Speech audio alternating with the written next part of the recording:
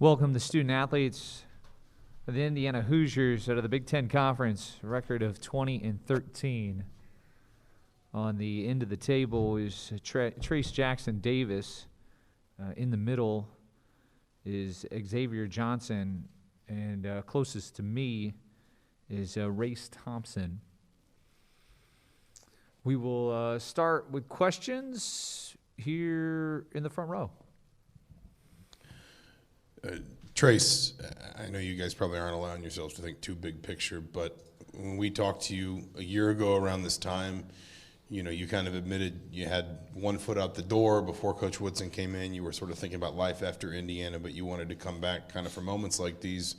I mean, is there validation in a moment like this, or do you just sort of think like there's not validation until the journey's over and maybe you've won some games and that sort of thing? Even just what happened in the Big Ten tournament, honestly, just solidified me coming back and how it was such a great decision. Just the joy that brought me, and just doing that with my teammates and experiencing that was just huge. But, yeah, again, you can't get too high. You can't get too high on yourself because we still got a lot of work to do, and we're here playing today. We play tomorrow, so we're ready to gear up and go. In regards to addressing our student athletes, if you could provide your name and your affiliation, that'd be great. Thank you. Race 2, is there some benefit from just playing a bunch of games right in a row and then just getting right back out on the floor here without any of that, any loads, that confidence you guys built up over the weekend, just carrying it over? I feel like we got a lot of confidence coming in. I'm playing a whole bunch of games back to back, and it's important, and it tells us about our legs. And now that we got a day, well, you got to win to go to the next day, and we got a day off, so it's going to be a better team. Trace or Race, you want to? Yeah, I definitely think there's some benefit to just not having much time between games. We played well in Indy, and hopefully we can put that together and carry it over here and get a win. Second row. Chris Hagan, Fox 59. Trace, the benefit of during the season there were so many close games you couldn't close out, but to be battle-tested last week and find a way to get through and bust the door down, what kind of confidence does that give you knowing that all these games could be just like that? It's a really big confidence booster, honestly. I think that the Big Ten is a gauntlet, and we competed with almost every team every night, and so just finally getting over that hump in the Big Ten tournament and winning a few of those games, I think really boosted our confidence. So we'll stay in the second row. Jeff Rapp-Johns, Peaks.com. Xavier, your thoughts on the two guys sitting up there with you? They were both had the opportunity to leave, right? You know, in the portal and all that. They stayed. Give me a player's view. What have they meant to this team and this program with you guys getting back to the NCAA tournament? I mean, they meant a lot because when I first got here, they opened up with close arms. They both were close.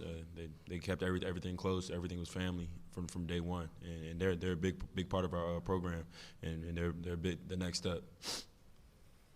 In the front row. Gracie Barr, Inside the Hall. Xavier, yesterday you tweeted they'll pay for it after the selection show.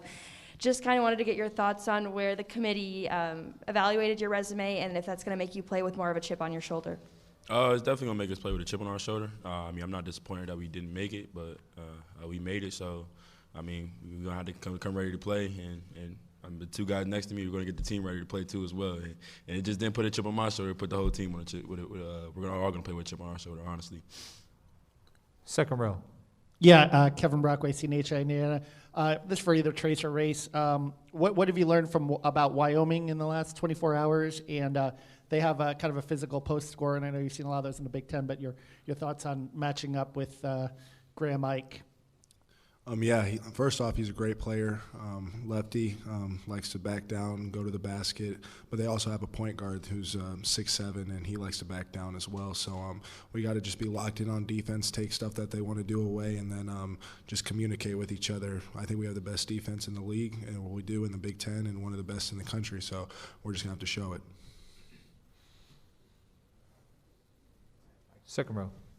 Dustin DePierre, Bloomington Herald-Times. Trace, the pick and roll you guys have started to use more and more over the last couple of weeks is obviously, it seems like it's added a lot to your offense. I mean, just how did the chemistry come together with that, and how much do you think has expanded what you guys have been able to do offensively over the last couple of weeks? I mean, honestly, we've been doing this since day one. Me going off the ball screen, getting down here, and Trace.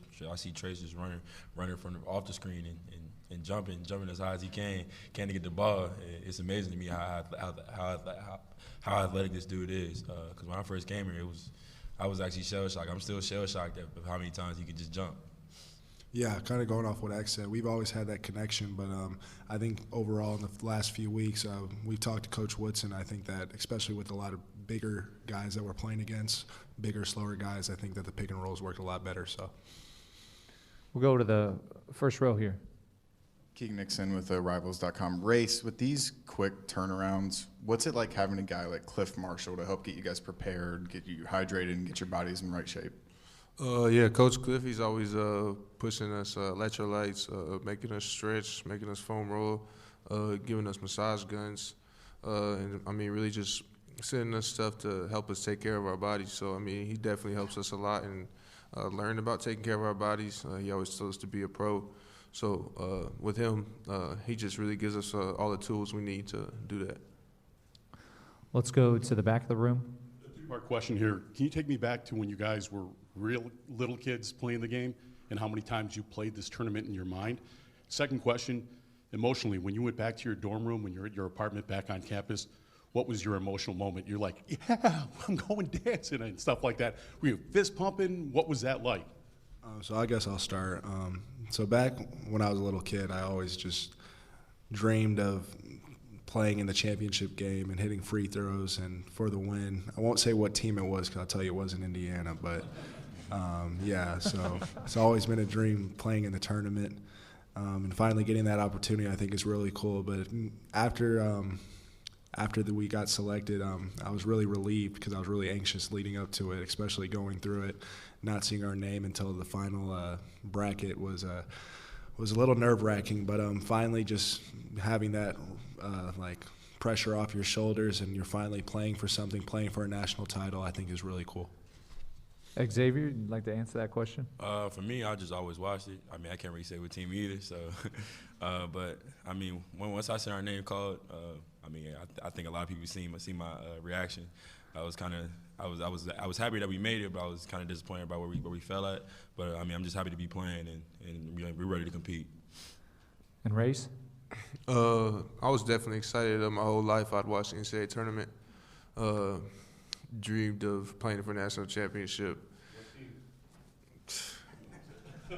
I just wanted to play. I just wanted to play in it for real. And then just that sigh of relief when we finally made it. Like Trey said, it was one of the last teams to be called off. So, I mean, definitely just felt good to make the tournament, and that's what we set out to do this year, so we'll take care of it. Let's go to the second row, far side. Mike Pegram from Peaks.com. This is a question for Xavier or Race. When Trace kind of found another level in the second half of the Michigan game, what was the impact to the rest of the team at that point and moving forward from the rest of the tournament? I mean, it was big time. I mean, because we know what he's capable of, and when Coach jumped on him and said something to him, I think it just hit it hit everybody in the whole room, and everybody just had a different energy come out in the second half and for the rest of the games that we played. Let's go to the second row here on the near side. Yeah, Race, Mike Schumann with the Daily Hoosier. You've been here longer than anybody, waiting for this moment longer than anybody. What in your mind clicked these last couple of weeks to make this team different than any of the other teams that you were on before? I mean, we were right there. A couple of the teams that I've been on, we weren't really been on the last four and been there. But this team really felt like we could really feel that we were right there. We were able to play in the tournament, and we really just talked about locking in for a month and taking care of business, and we ended up doing that. And now we're playing the NCAA tournament, and it's really exciting for us. Front row. Tyler Tashman with Inside the Hall. This is a question for Race and Trace, kind of a two-parter. One, it looked like, I think it was after the Michigan game, Race, you kind of gave Trace a hug in the post-game line. What do you guys remember about that moment? And also, what has just been your guys' favorite part of seeing each other grow kind of throughout your college years? Yeah, I gave him that hug because me personally didn't have my best game that game, and Luckily, Jordan Geronimo was able to step up and have a great game. Trace obviously had a great second half. Xavier had a good second half. I didn't really play much in the second half, so I was just telling him, like, yes, bro, like, thank you, bro. But, yeah, definitely. I've seen Trace grow not only on the basketball court, but just like in life, and it's fun to watch. And I think he could say the same. Yeah, kind of what Ray said. I don't even remember it really. I was so amped up and just surreal that we won. But at the same time, just watching Race grow over the years, and especially just from last year to this year, because last year he was already such a big presence, but even going further and how much he's grown his game from three-point shooting to just rebounding and just overall he's been one of our best players on the team. I think it's been huge for us, and we wouldn't be in the position we are without him. Let's go to the second row here. Jeff Rapp, JohnsPeaks.com. Trace, this is for you. You said something like you took about 20 minutes in your first conversation with Mike Woodson or something like that for you to decide, hey, this is the guy I want to play for.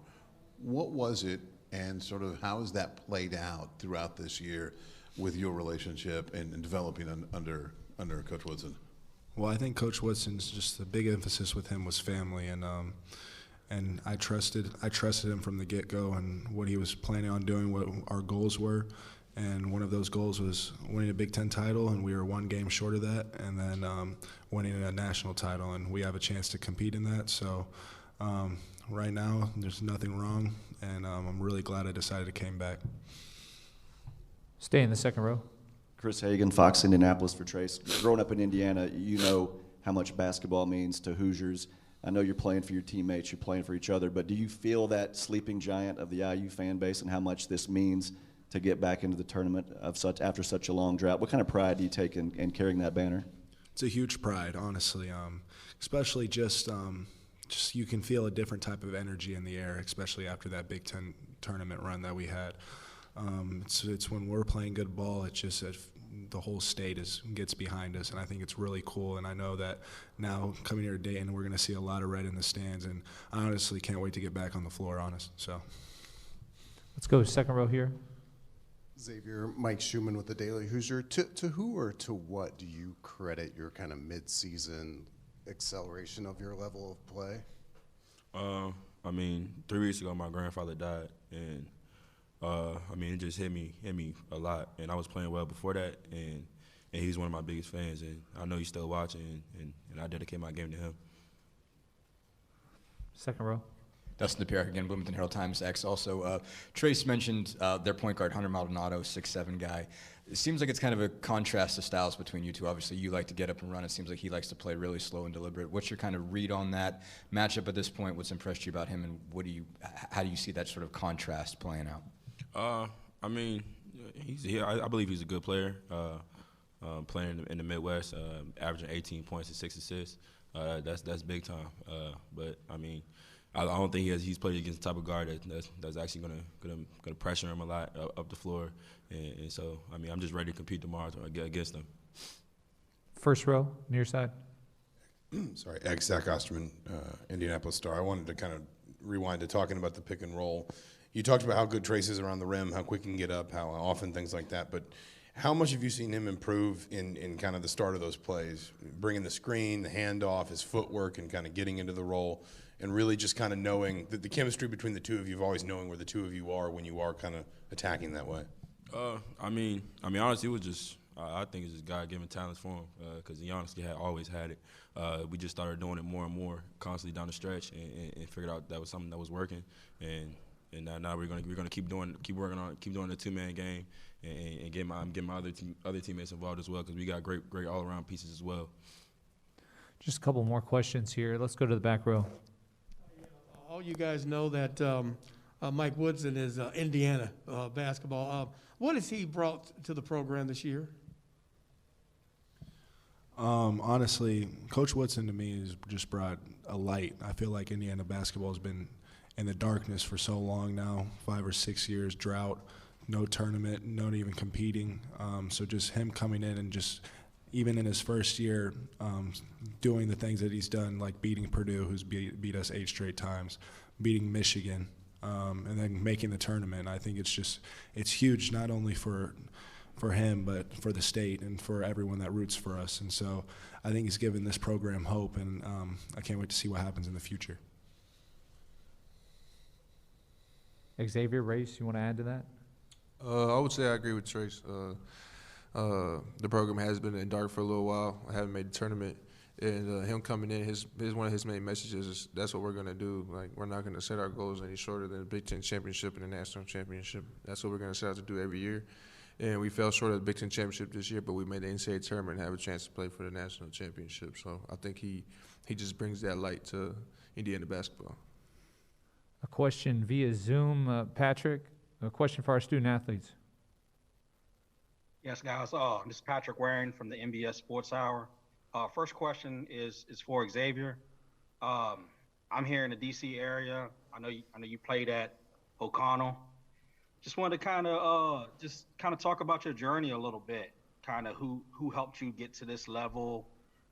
Anybody that you want to thank from back home? I mean, the first person I want to start was my dad.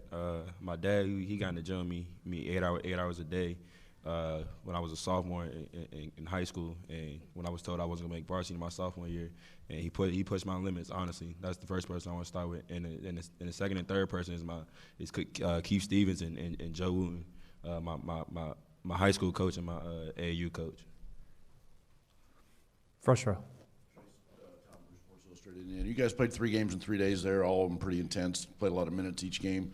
What was it like physically in regards from a fatigue factor Saturday night when you were done, and what have you tried to do between then and now to have fresh legs for tomorrow night?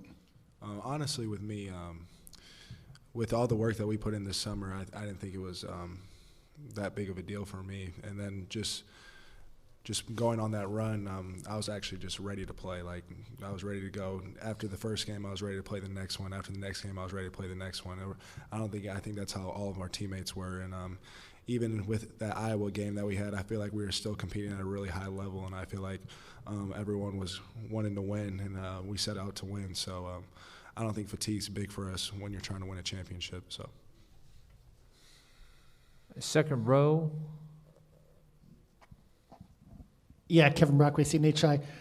Race, you guys have had, I think, 5 straight games that have gone down to the wire here. You won 2, lost 3. I'm just curious about that experience and how that can help you if you have another game like that on Tuesday night. Yeah, those games definitely help. We sit down and break down the film after every game, and we see the things that beat us, and we see the things that help us win the games. And at the end of the day, for us, we end up beating ourselves most of the time. And that's something that we watch on film, and that coming in the NCAA tournament that we've learned, and can't let that happen. We apologize, but that's going to be it for our questions. Gentlemen, thank you so much for joining us. Good luck tomorrow night. Thank you.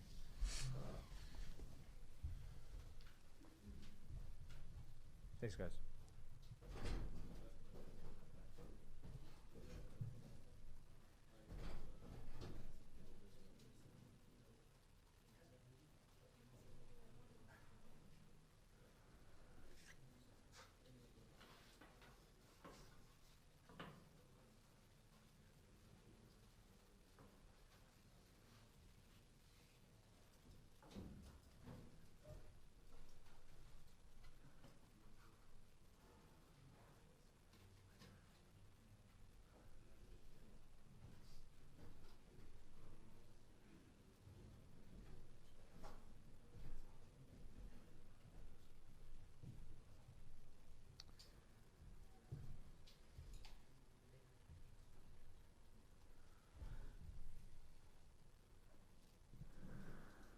At this time, we're joined by the head coach of the Indiana Hoosiers, Mike Woodson. Coach, if you'd like to start just with a statement.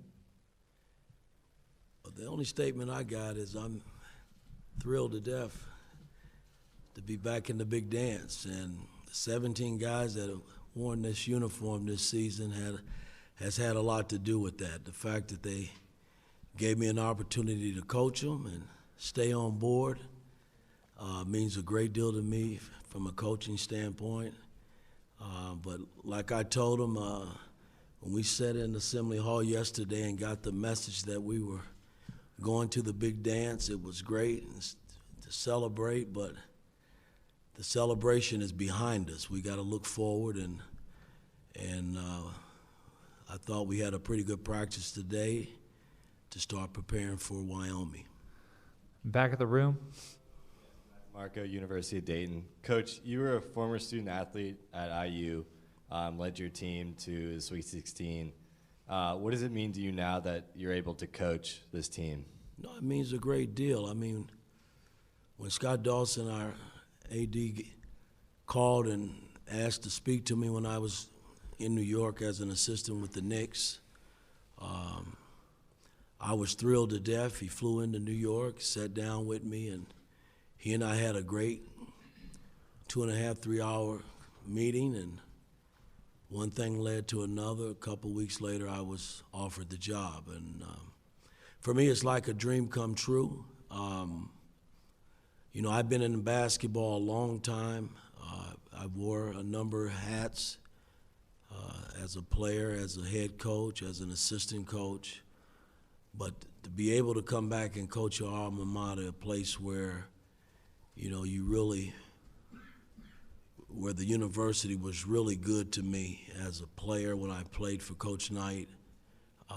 And I think I played for probably the greatest college coach that's ever graced the floor, in Bob Knight. It's like a dream come true, so it's good to be back. Let's go to the third row. Michael Presti, NCAA.com.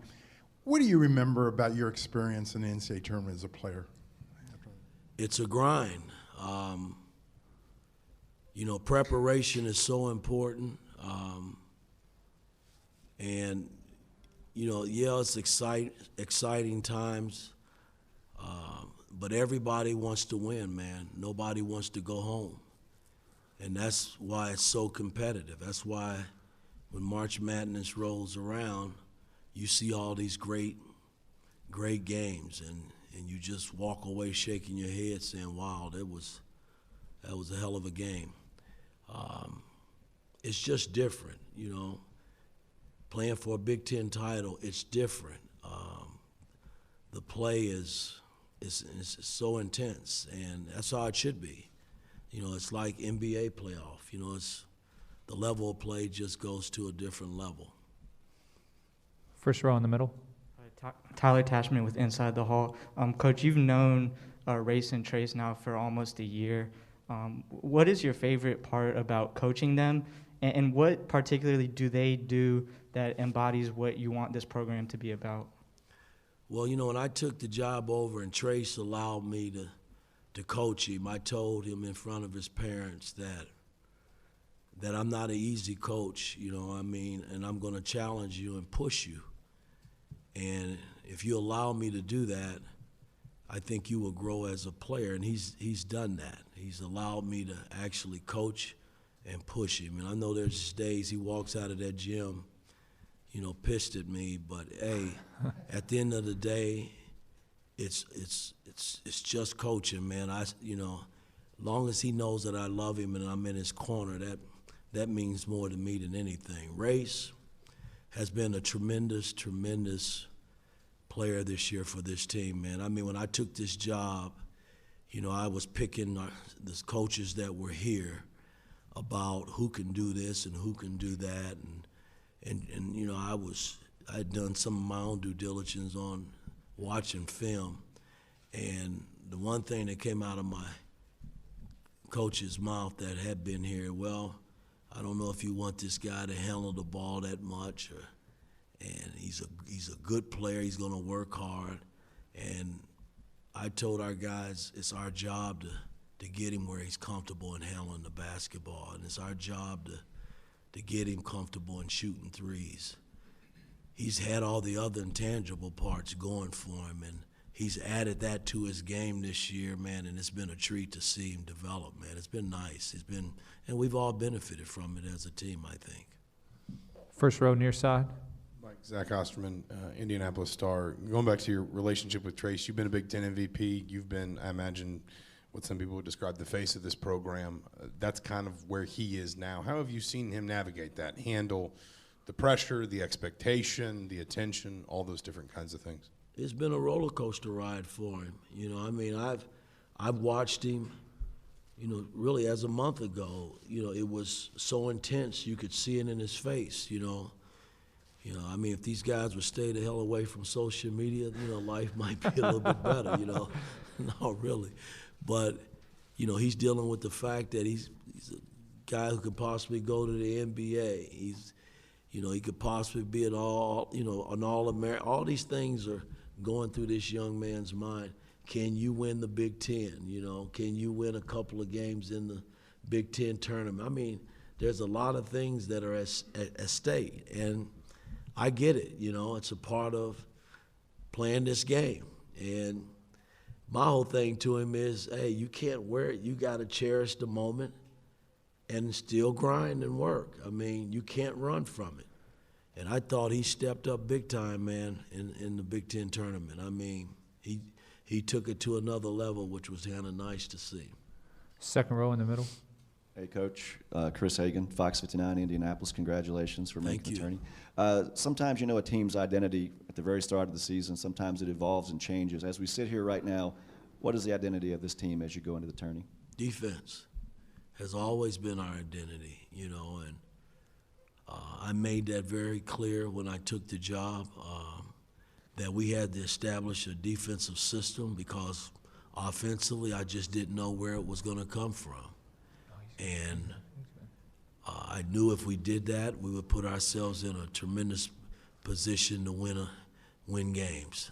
Unfortunately, we've lost a lot of games down the stretch. I take blame for a lot of that because these young guys, they're still learning and trying to figure me out, and I get it. But defense is where we've been good in terms of being able to compete all year. And as we go into this tournament, we're going to have to stay at that level because I've always felt defense win titles. It gives you an opportunity to. I look at it that way. Second row, near side. Yeah, Kevin Brockway, CNHI. Coach, you've coached a number of NBA playoff series. I guess this would be like a Game 7 or an elimination game. Anyone you reach out to in the college world for advice or anything that you could draw from that in terms of maybe your approach in your first NCAA tournament game? No, I got calls from Coach Calipari and Larry Brown, who's, two of my closest friends, that wish me well. But they don't need to give me, at the end of the day, man, I've coached enough basketball and been around it a long time, man. It's about getting these guys pumped and ready to go, man, and sustaining it over a 40-minute ball game. That's what it's going to be about. First row. Sports Illustrated Indiana. Mike, we haven't had a chance to talk much about your interaction with your three assistant coaches a whole lot this year, but what from those three guys have you gained and learned across the course of this season as well in regards to working so well together as a staff? Well, again, they all been in the college game, and I've spent all my life in the NBA game, but I've always believed coaching is coaching. I don't care what level you coach at. But they have helped me navigate through this college season, from recruiting, the things I can do from recruiting. They've helped me so much. Things I can say and not, do and not do. It's a lot of little things when it comes to the NCAA that, you got to be careful of. And, when I took the compliance test, man, it's tricky. It's a lot of things that I shake my head and say, okay, wow. But no, they've been able to help me. They've been great in terms of practice plans and helping me. At the end of the day, we all get together and we come up with a plan, and I make the final decision on, how we're gonna go into that game and play it. And live or die, they're gonna have to roll with me, and it's pretty much been a learning curve curve for them too, trying to get to know my style and what I'm about from a coaching standpoint. And I like to think that I've helped them in that area grow a little bit as coaches. I always believed as a head coach, you work with your assistant coaches to put them in position one day that they might be a head coach. That's what it's all about at the end of the day. Let's go to the second row here, far side. Hey, Coach. Jeff Rabb, JohnsPeaks.com. What was Jordan Geronimo able to do in practice today, and do you anticipate him being able to play tomorrow? I think he's going to play. He worked a little bit today in practice, so we'll see how it goes. I'll get a better feel when he wakes up in the morning and see where he is. Let's go second row, near side.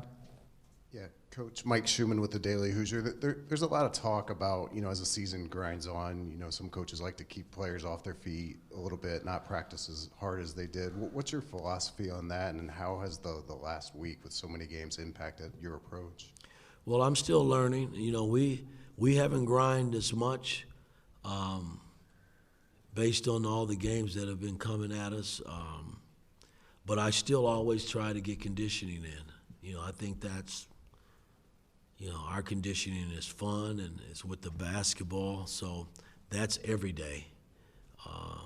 But the banging and going up and down, we've kind of gotten away from that a little bit based on the fact that we've had so many injuries, people don't mention it, we lost Galloway for 14 games, man, and Rob for 10 games, I think it is. And when we started this journey, they were a major piece to the puzzle. And, I like to think if I'd had them all the way through, man, things would have been a little bit different. But that's a part of basketball. But it's good that we got them back now. Let's go second row, far side. Mike Pegram from Peaks.com. Coach, what have you learned about Wyoming at this point, and what concerns you about them? Very, very well coached, big team. You start a 6'7", 6'7" point guard. That should tell you a lot. Hunter is as good as they come at the point guard spot. They got a big presence inside with Ike, and then they got perimeter guys and Xavier and Drake and Odin, guys that can make shots. So they well balanced, and you don't win 25 games not being well balanced. So, we got to commit for 40 minutes. It's kind of how I look at it. On both ends of the floor, compete, man, in order to come out of here with a win. Let's go second row in the middle. Dustin DePierre, Bloomington Herald-Times. Trace mentioned when we were talking to him that he had basically come to you recently and approached you about running more pick and roll, basically, that he thought that was something that was going to work. When did that conversation happen? How did he approach you? And do you like, I guess, your players coming with that kind of input to game plans? No, I think it's great. I'm always open. I've always had an open door policy with our players. If you go back and look at the beginning of our season and probably midway through our season, we tried to run a lot of pick and rolls, but X wasn't there yet at the time. And X has grown so much that has allowed me to play what I came here as a coach to play offenses, play some good pick and roll along with post-up. It's got to be a balance and a mixture.